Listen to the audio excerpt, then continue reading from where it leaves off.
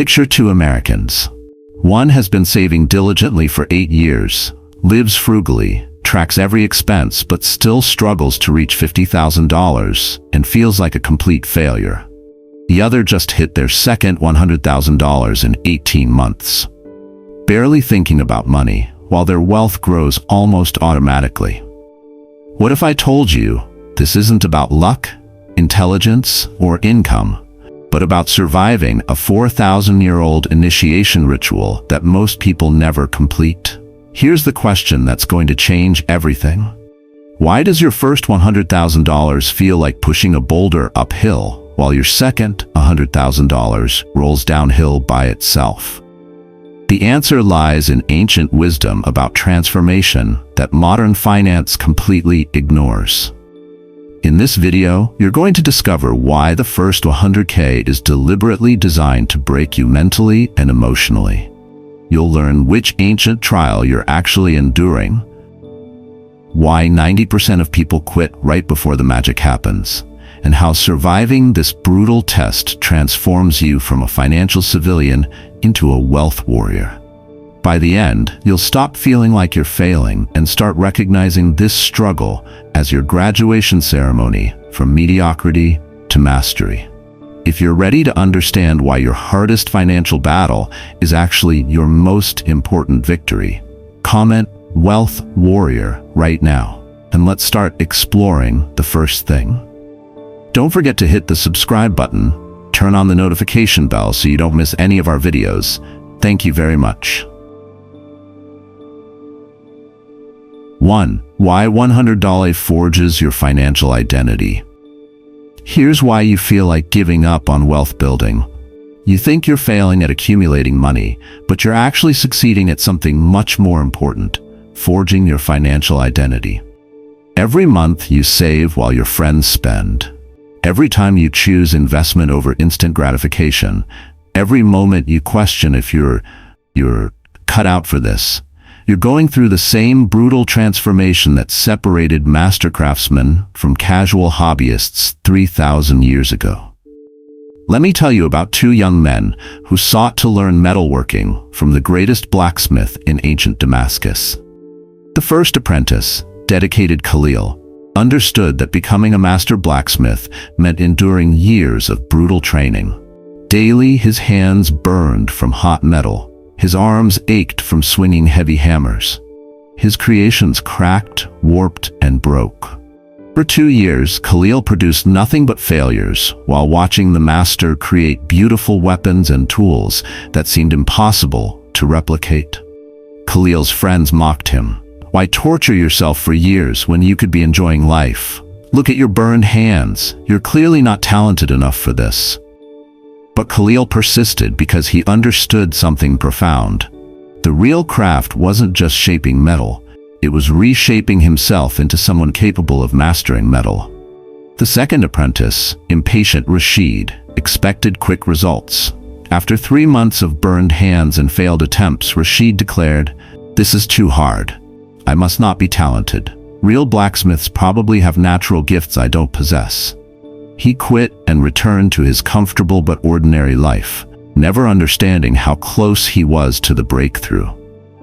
5 years later, Khalil had become a renowned master craftsman, creating works of art that commanded premium prices and attracted apprentices of his own. His burned hands had become skilled hands. His aching muscles had become powerful muscles. His failed attempts had become refined techniques. This exact pattern separates wealthy people from those who give up before their first $100,000. The journey to $100 isn't just about accumulating money, it's about forging your financial identity. Every small sacrifice builds discipline. Every delayed gratification strengthens your delayed reward muscles. Every month you choose investing over spending rewires your brain from consumer to capital owner. The process feels brutal because it's supposed to. You're not just saving money, you're becoming the type of person who can build and maintain wealth. When friends question your frugality, when progress feels invisible, when you wonder if you're cut out for this, remember Khalil's wisdom. The forge is hot, because it's creating something stronger than what entered it. Your first 100K isn't your graduation.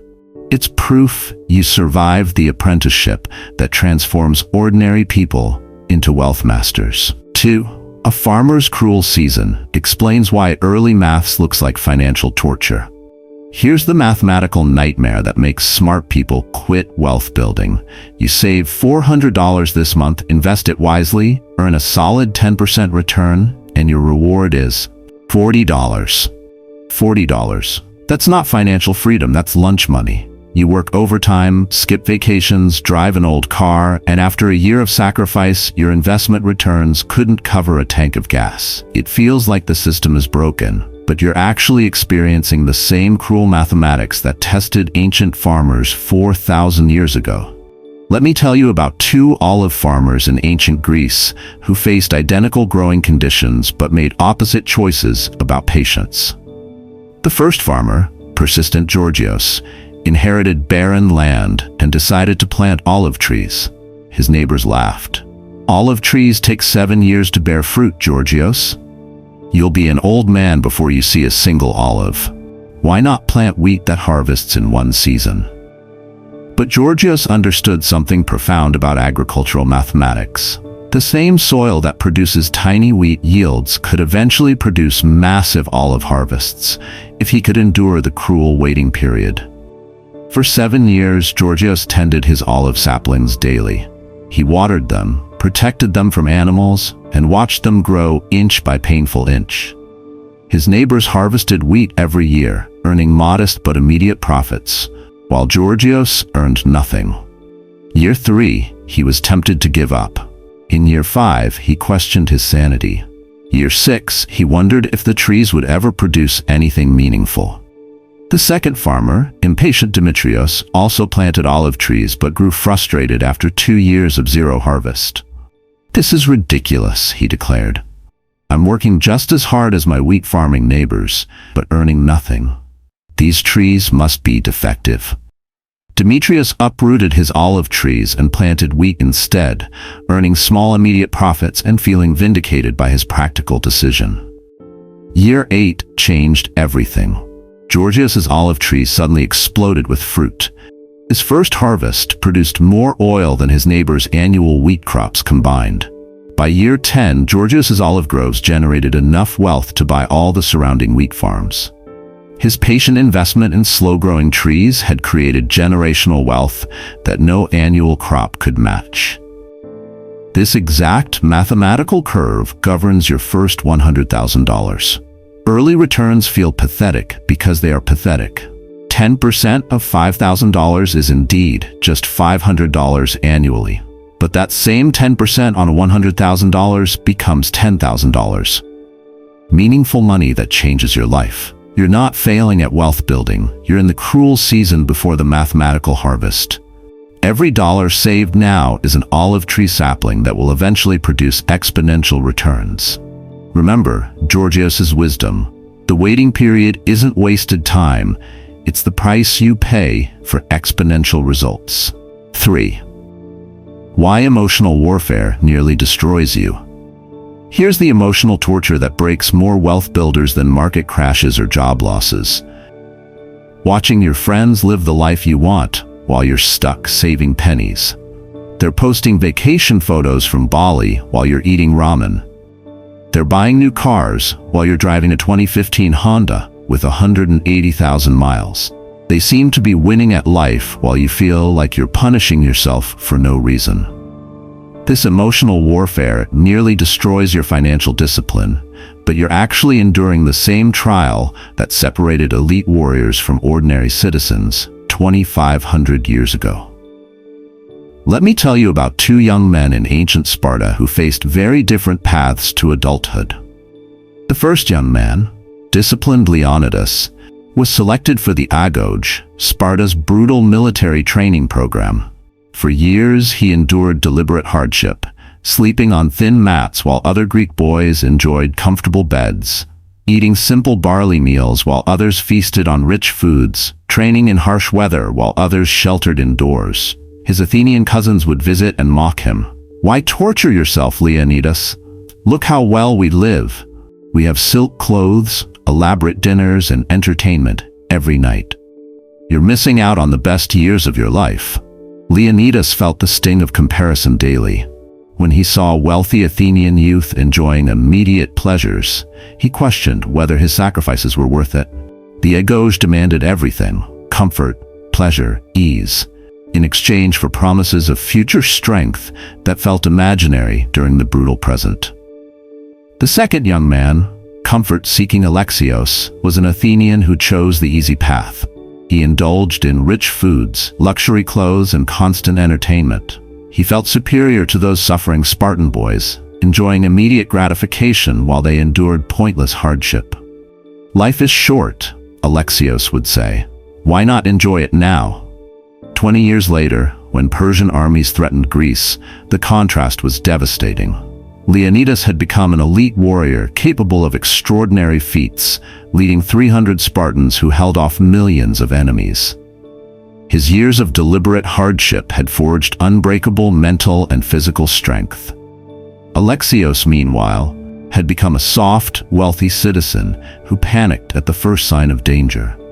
His years of comfort had created weakness that crumbled under pressure. This same emotional trial tests your wealth building every day. When friends buy new cars, take expensive vacations, or upgrade their lifestyles, you feel like you're missing out, but you're not falling behind. You're training for financial combat. Every month you save while others spend. You're building the emotional resilience that enables long-term wealth. Every sacrifice strengthens your delayed gratification muscles. Remember Leonidas's wisdom. Temporary discomfort creates permanent strength, while temporary pleasure creates permanent weakness. 4. The Alchemist's formula. Here's the moment that separates quitters from millionaires. Understanding when your wealth building suddenly transforms from manual labor into automatic magic. Most people give up right before the critical mass point, where their money stops being passive and starts pulling its own weight. They don't realize they're one spark away from financial ignition, so they abandon their wealth fire right before it becomes self-sustaining. Let me tell you about two men in medieval times who sought to master the art of fire creation.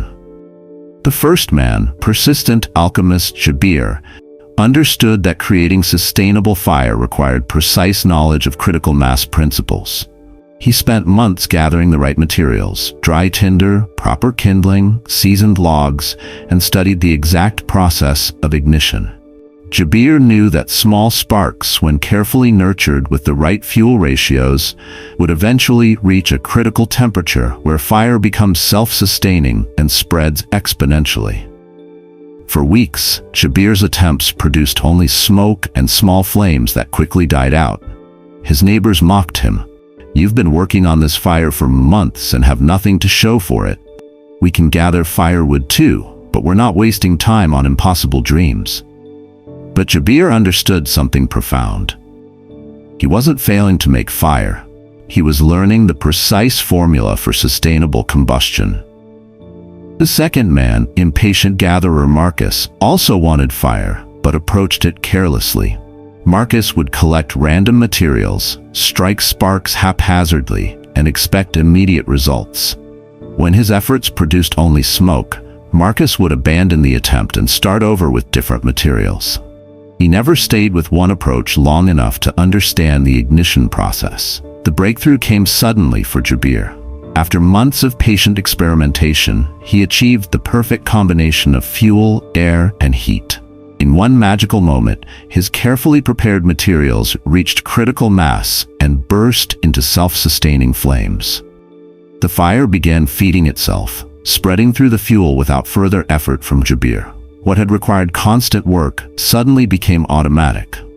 Marcus, meanwhile, was still struggling to create even small sparks because he'd never learned the critical mass principles that make fire self-perpetuating. This exact transformation happens in your wealth building around $30,000, then again at $50,000, and dramatically at $100,000. Early on, every dollar requires your manual effort, your labor, your sacrifice, your constant attention. But at critical mass points, something magical happens. Your money starts working independently. At $100,000, a 10% return generates $10,000 without any effort from you. Your wealth fire becomes self-sustaining, feeding on itself, and growing exponentially. You transition from being the person who feeds the fire to the person who designed a system that feeds itself. Remember Jabir's wisdom. The moment before ignition always feels like failure, but one more spark creates the sustainable fire that burns forever. 5. The Odyssey's temptations. Here's why 90% of people never reach their first $100,000. They get destroyed by 3 beautiful sirens that sing the most seductive songs in personal finance. These aren't obvious enemies like market crashes or job losses. They're disguised as rewards, logic, and emotional relief. Most people sail straight toward these sirens, thinking they're helpful, only to crash on the rocks of financial mediocrity, just when wealth was within reach. Let me tell you about the greatest test faced by Odysseus during his 10-year journey home from Troy. As Odysseus's ship approached a dangerous strait, the wise sorceress Circe warned him. Ahead lie the sirens, whose beautiful voices have lured countless sailors to their deaths. They sing of knowledge, pleasure, and rest, everything a weary traveler desires. But every ship that follows their call crashes on hidden rocks, and the sailors' bones litter the ocean floor. Odysseus understood that he couldn't simply avoid the sirens. His route required passing through their territory. So he devised a systematic defense. He ordered his crew to fill their ears with beeswax so they couldn't hear the deadly songs, then had them tie him tightly to the ship's mast with strict instructions never to untie him, no matter how much he begged. When the sirens began singing, their voices were impossibly beautiful. They called to Odysseus with 3 irresistible songs. First, they sang of immediate pleasure.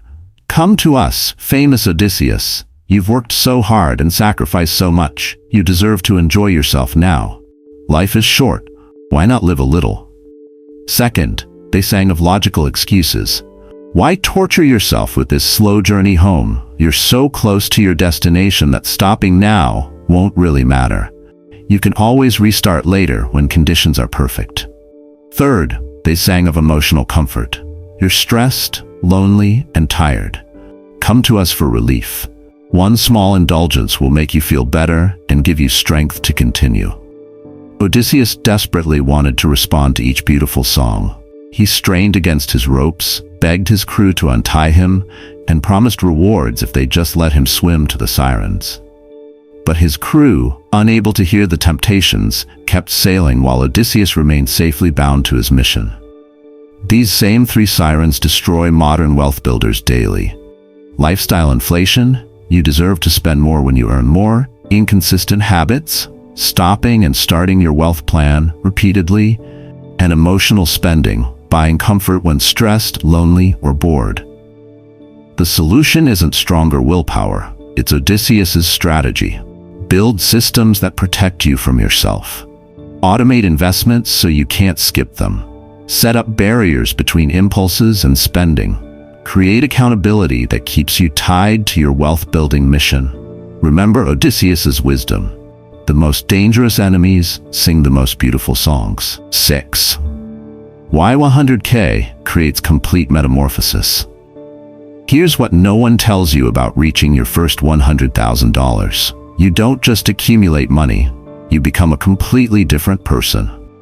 The journey transforms your identity so fundamentally that the person who starts saving their first dollar and the person who reaches $100,000 are almost different species. Most people resist this transformation because it feels uncomfortable, but fighting the metamorphosis is exactly what keeps them trapped in financial mediocrity forever. Let me tell you about 2 creatures in nature who face the same opportunity for radical transformation. The first creature, brave caterpillar Luna, instinctively understood that her current form had limitations. She could crawl slowly on leaves and branches, but she sensed something greater was possible. When the time came for transformation, Luna didn't resist the uncomfortable process. She spun herself into a cocoon, knowing this meant dissolving everything she had been. Her body, her identity, her way of moving through the world. Inside the cocoon, Luna experienced complete dissolution. Her caterpillar tissues literally liquefied, breaking down into cellular soup with no recognizable form.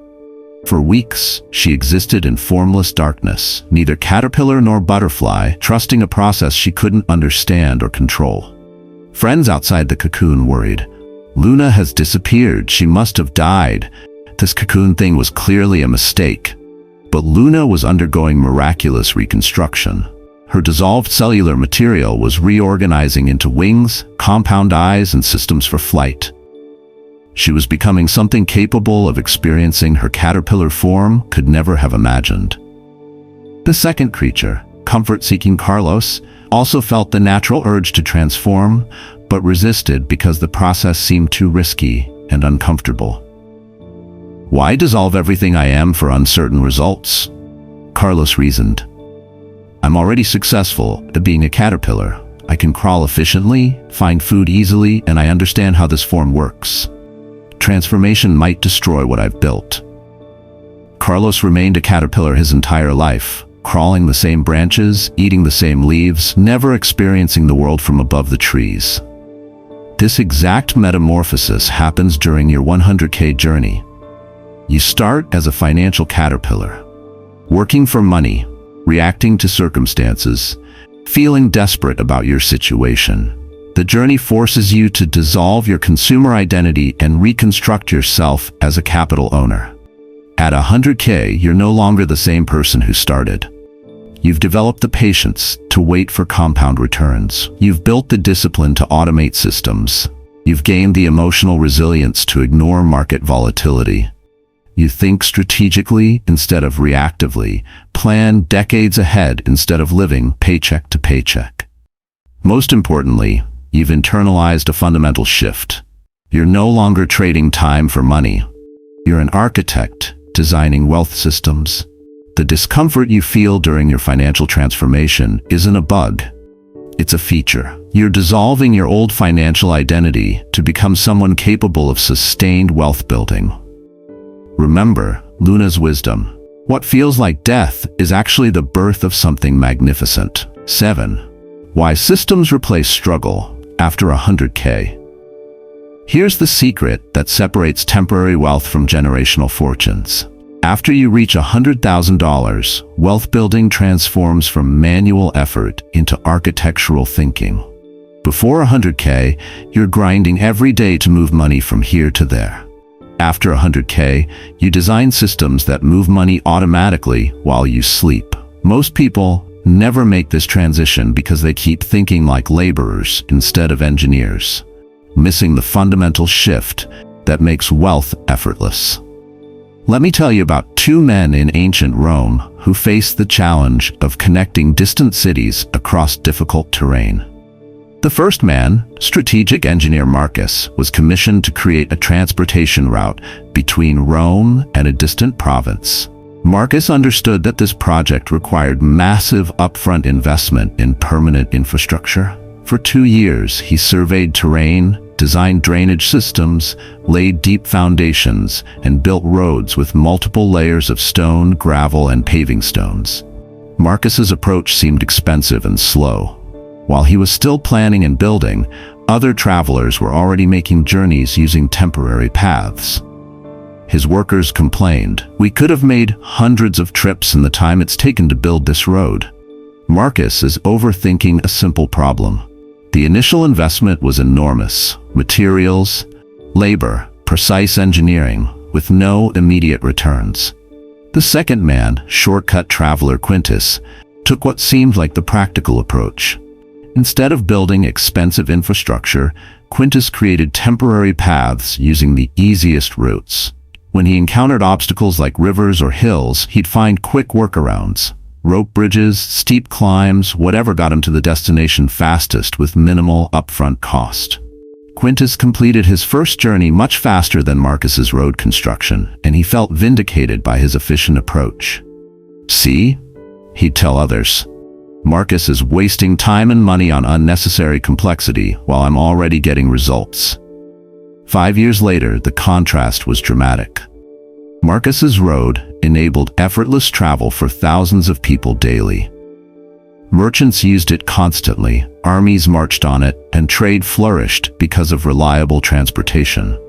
The road required minimal maintenance and generated value for centuries. Marcus had created a system that worked automatically, benefiting everyone without his constant involvement. Quintus, meanwhile, was still struggling with the same obstacles on every journey. His temporary paths required constant repair, rerouting around weather damage, and personal attention to navigate safely. He was working harder than ever while Marcus's infrastructure worked without him. This exact transformation happens at your 100K milestone. Before 100K, you're like Quintus, manually managing every financial decision, constantly choosing between spending and saving, grinding through each month. After 100K, you become like Marcus, designing automated systems that work independently. You set up automatic investments that compound without attention. You create multiple income streams that generate money while you sleep. You build wealth infrastructure that operates systematically rather than manually. Remember Marcus's wisdom. Temporary effort building permanent systems creates effortless results that last forever. Look, here's the bottom line. Ancient blacksmiths forged identity through fire. Farmers endured cruel seasons for exponential harvests. Spartans chose hardship over comfort. Alchemists discovered critical mass. Odysseus resisted beautiful sirens. Caterpillars dissolved to become butterflies. And Roman engineers built systems that lasted centuries. Your first $100,000 isn't just about accumulating money. It's about surviving the same brutal initiation that transforms ordinary people into wealth masters. Every month, you save while friends spend. Every time you resist lifestyle inflation, every moment you feel like quitting, you're passing through trials that have separated winners from quitters for 4,000 years. Stop thinking you're failing. You're graduating. Where are you in your 100K warrior journey? Drop a comment. Apprentice if you're just starting. Farmer if you're enduring the slow growth. Spartan if you're fighting emotional battles. Or alchemist if you're approaching critical mass. If this reframed your struggle as a transformation instead of torture, smash that subscribe button for more ancient wisdom that builds modern wealth. Remember, your ancestors knew that the hardest trials forged the strongest souls. Your 100K battle is creating your wealth warrior identity.